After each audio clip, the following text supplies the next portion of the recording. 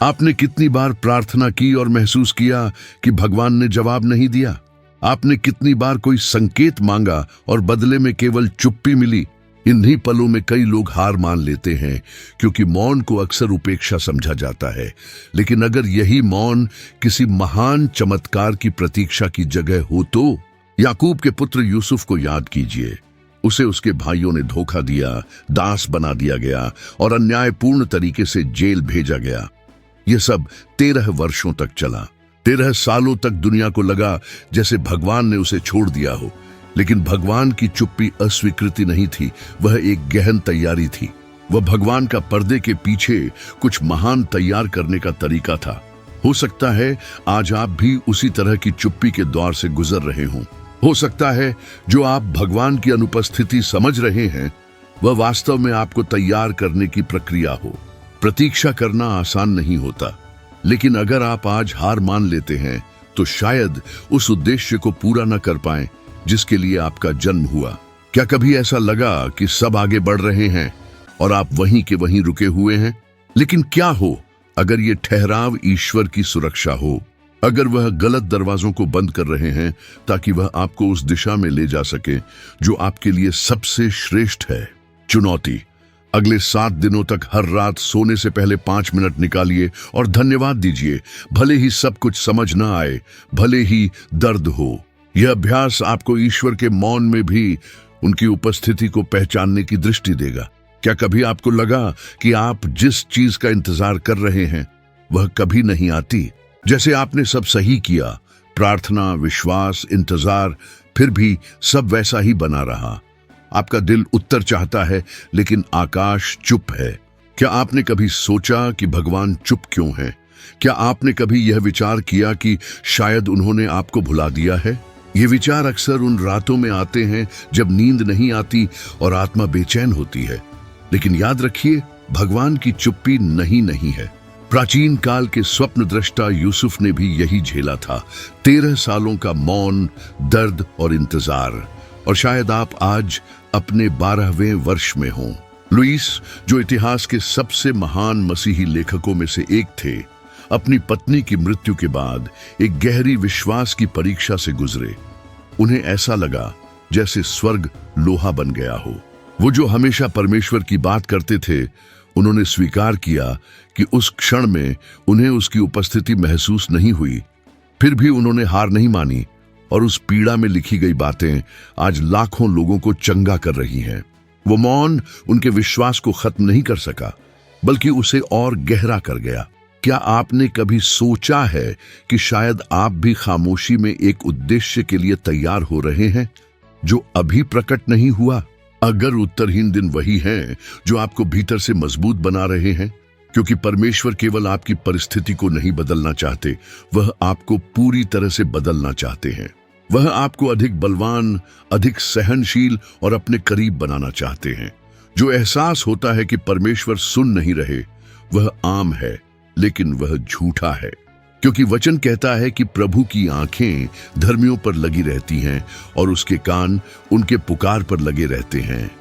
वह आपको सुनते हैं, भले ही आप केवल रो रहे हों, भले ही आप ठीक से प्रार्थना नहीं कर पा रहे हों। वह सुनते हैं और आपकी ओर से काम कर रहे हैं, भले ही सब कुछ स्थिर लगता हो। और जब आप प्रतीक्षा करते हैं तो आप भीतर से बढ़ सकते हैं, जैसे सूखे में एक वृक्ष अपनी जड़ों को और गहरा करता है। वचन पढ़िए, उसकी उपस्थिति से खुद को भरिए, अपने हृदय की देखभाल कीजिए, क्योंकि जो कुछ वह आपके लिए रखता है वह साधारण नहीं है। एक महान प्रतिज्ञा के लिए एक मजबूत नींव चाहिए। इसलिए अपने आप को उन लोगों से तुलना न करें जिन्होंने पहले से प्राप्त किया है। हर किसी का समय अलग होता है और आपका समय आने वाला है। खामोशी में हार मानने के प्रलोभन का विरोध करें। धरती पर कोई न देखे, फिर भी स्वर्ग में आपके लिए कुछ घट रहा है। और जब वह समय आएगा तो सब कुछ स्पष्ट हो जाएगा, क्योंकि जब परमेश्वर की चुप्पी टूटती है तब कुछ असाधारण होता है। कुछ दिन ऐसे होते हैं जब दर्द आशा से जोर से चिल्लाता है।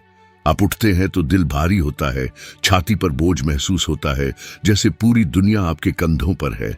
आप मुस्कुराने की कोशिश करते हैं, ऐसा दिखाते हैं जैसे सब ठीक है, लेकिन अंदर से आप टूटे हुए होते हैं। और ऐसे समय में हार मान लेना एक वास्तविक और तार्किक विकल्प लग सकता है, क्योंकि यह दर्द देता है, क्योंकि कोई नहीं देखता कि आप क्या महसूस करते हैं, क्योंकि आप खुद भी सोचने लगते हैं कि क्या आप एक और दिन सह पाएंगे। लेकिन एक सच्चाई है जिसे आपको पूरे दिल से याद रखना चाहिए। दर्द परमेश्वर की प्रतिज्ञा को रद्द नहीं कर सकता। अय्यूब की कहानी देखिए। वह एक धर्मी, विश्वास योग्य, परमेश्वर का भय मानने वाला व्यक्ति था। फिर भी उसने सब कुछ खो दिया। अगर वही दरवाजा जिसे तुम बंद समझ रहे हो वही रास्ता हो जिससे परमेश्वर तुम्हें किसी महान उद्देश्य की ओर ले जाना चाहता है, अगर यह बंजर रेगिस्तान वास्तव में तुम्हारी प्रतिज्ञात भूमि तक पहुंचने का रास्ता है, अगर यह हानि तुम्हें वह पहचान दिला रही है जो तुम कभी खुद में नहीं देख पाते, तुम्हें सब कुछ समझने की जरूरत नहीं है। बाइबल ने कभी बिना पीड़ा का वादा नहीं किया, लेकिन उसने यह जरूर कहा कि ईश्वर हमेशा तुम्हारे साथ रहेगा। परमेश्वर ने कभी नहीं कहा कि यह यात्रा आसान होगी, पर उसने यह अवश्य कहा कि वह तुम्हें कभी नहीं छोड़ेगा, और यही बात सब कुछ बदल देती है। जब तुम्हें यह एहसास होता है कि सबसे कठिन समय में भी परमेश्वर तुम्हारे साथ है, तब तुम अपनी कमजोरी में भी ताकत महसूस करने लगते हो।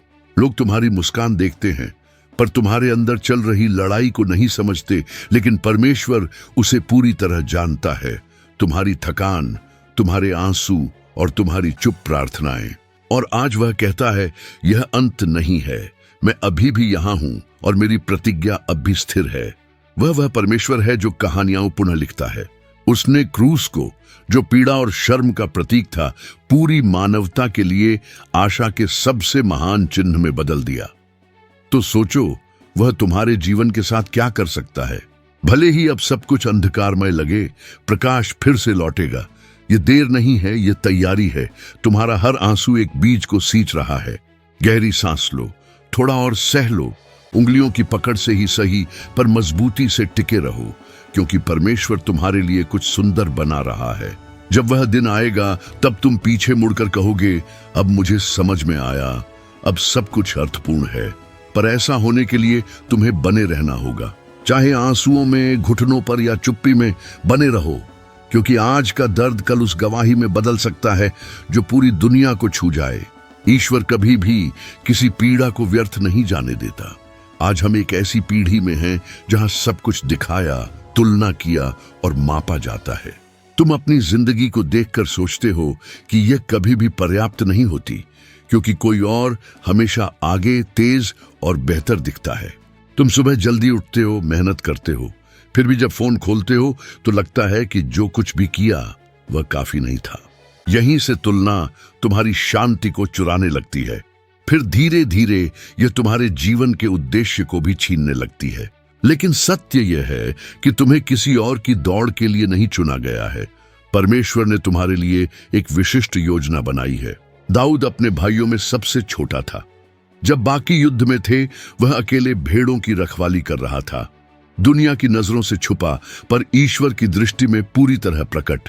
उसी समय में उसने साहस सीखा, विश्वास किया और अपने हृदय को तैयार किया, और जब सही समय आया, ईश्वर ने उसी को चुना। शायद आज तुम भी खुद को ऐसे ही एक मैदान में महसूस करते हो जहां सब कुछ छोटा लगता है, लेकिन वही स्थान तुम्हारी अगली विजय के लिए प्रशिक्षण हो सकता है। अपने चारों ओर देखो, सोशल मीडिया पर बस जीत दिखाई देती है, लेकिन कोई नहीं दिखाता उन रातों को जो नींद के बिना बीती, उन आंसुओं को जो चुपचाप बहे, उन डर को जो दिल में छिपे रहे। हम दूसरों के मंच की तुलना अपनी पर्दे के पीछे की हकीकत से करते हैं, और यही तुलना हमारे भीतर एक अनावश्यक बोझ पैदा कर देती है, जो हमें एक ऐसी दौड़ में धकेलती है जो हमारी नहीं है। इस कोशिश में कि हम दूसरों जैसे बन जाएं, हम उस स्वरूप से दूर हो जाते हैं जो ईश्वर ने हमारे लिए विशेष रूप से निर्धारित किया है। क्या तुम जानते हो कि चीनी बांस को बढ़ने में 5 वर्ष लगते हैं? इन वर्षों में ऊपर से कुछ नहीं दिखता, जैसे कुछ हो ही नहीं रहा, लेकिन कुछ ही हफ्तों में वह 20 मीटर से अधिक ऊंचा हो जाता है, क्योंकि वह समय जड़ों के मजबूत होने का समय होता है, या एक नींव तैयार करने का, गहराई देने का समय होता है। शायद तुम भी अभी उसी चरण में हो जहां धीमापन दरअसल एक गहराई है और ईश्वर तुम्हारे भीतर मजबूती लाना चाहते हैं, बजाय इसके कि तुम्हें ऐसे स्थान पर पहुंचा दें जहां तुम तैयार नहीं हो। जब हम तुलना करते हैं, हम उस समय को खो देते हैं जिसे हम सच्ची वृद्धि के लिए उपयोग कर सकते हैं, विश्वास में, चरित्र में, परिपक्वता में। तुलना तुम्हारी दृष्टि को इधर उधर करती है, लेकिन उद्देश्य तुम्हें ऊपर देखने को कहता है, क्योंकि तुम्हारी असली पहचान वहीं से आती है। तुम्हें किसी की नकल करने की जरूरत नहीं है महान बनने के लिए। अल्बर्ट आइंस्टीन 4 वर्ष की आयु के बाद ही स्पष्ट रूप से बोलना शुरू कर पाए थे और लोगों ने उन्हें धीमा कहा। आज वे प्रतिभा के प्रतीक हैं। स्टीफन किंग, जो दुनिया के सबसे अधिक बिकने वाले लेखकों में से एक हैं, उनकी पहली किताब को कई बार ठुकरा दिया गया था। उन्होंने उसे कचरे में फेंक दिया था, लेकिन उनकी पत्नी ने विश्वास किया और उसे वहां से निकाला। अगर वह अपने आप को उन लेखकों से तुलना करते जिन्होंने जल्दी सफलता पाई, तो शायद उन्होंने हार मान ली होती, लेकिन उन्होंने नहीं मानी। तुम्हें दूसरों की गति से चलने की जरूरत नहीं है, तुम्हें अपनी गति से चलना है, और वही गति ईश्वर के उद्देश्य के लिए उपयुक्त है। तुम छोटे नहीं हो, तुम अद्वितीय हो, तुम आवश्यक हो, तुम उस योजना का हिस्सा हो जो तुम्हारे बिना अधूरी है। इसलिए खुद को रोकना बंद करो, खुद को छोटा समझना बंद करो, दूसरों की ओर देखना बंद करो और अपने भीतर देखो, क्योंकि ईश्वर ने तुम्हारे अंदर पहले से ही वह सब कुछ रख दिया है जिसकी तुम्हें आवश्यकता है। तुम देरी पर नहीं हो, तुम एक प्रक्रिया में हो, और जो ईश्वर के साथ प्रक्रिया में चलता है वह हमेशा वहां पहुंचता है जहां उसे होना चाहिए। अपनी कहानी जियो कृतज्ञता से, साहस से और विश्वास के साथ, क्योंकि दुनिया में कोई और तुम्हारी जगह वह कहानी नहीं जी सकता जिसे केवल तुम्हारे लिए लिखा गया है। जीवन में ऐसे क्षण आते हैं जब सब कुछ समाप्त सा लगता है, जब चारों ओर अंधकार होता है और कोई दिशा नहीं दिखती, जब जो चीजें कभी अर्थ देती थीं अब अर्थहीन लगती हैं, जब विवाह टूट गया हो, रोग की सूचना भयावह हो, नौकरी चली गई हो, संतान दूर चली गई हो और आशा जैसे उड़नछू हो गई हो। और ऐसे ही समय में दिल चिल्लाता है, ये अंत है। लेकिन जो तुम्हारी आंखों को अंत लगता है उसे ईश्वर चमत्कार की शुरुआत मानते हैं। लाजर मरा हुआ था, 4 दिन बीत चुके थे, बदबू आ रही थी, आशा शून्य थी, लेकिन उसकी मां ने उस पर विश्वास किया और उसने खुद भी हार नहीं मानी, और इसीलिए उसने विद्युत बल्ब का आविष्कार किया। कल्पना कीजिए, अगर उसने दूसरों की ओर से घोषित अंत को स्वीकार कर लिया होता तो क्या होता? और अगर आज आप भी वही कर रहे हो, यदि आप यह मान बैठे हों कि सब कुछ समाप्त हो चुका है, जबकि असल में यह सिर्फ शुरुआत है। परमेश्वर उन कहानियों को पुनर्जीवित करने में माहिर हैं जिन्हें सबने छोड़ दिया। वह धूल में पड़े उस जीवन को उठा लेते हैं जिसे कोई छूना भी नहीं चाहता, और रात के आंसुओं को आनंद के गीतों में बदल देते हैं। वह आपके दर्द के टूटे हुए टुकड़ों से कुछ नया, कुछ सुंदर, कुछ ऐसा रचते हैं जिसमें विजय की गवाही झलकती है।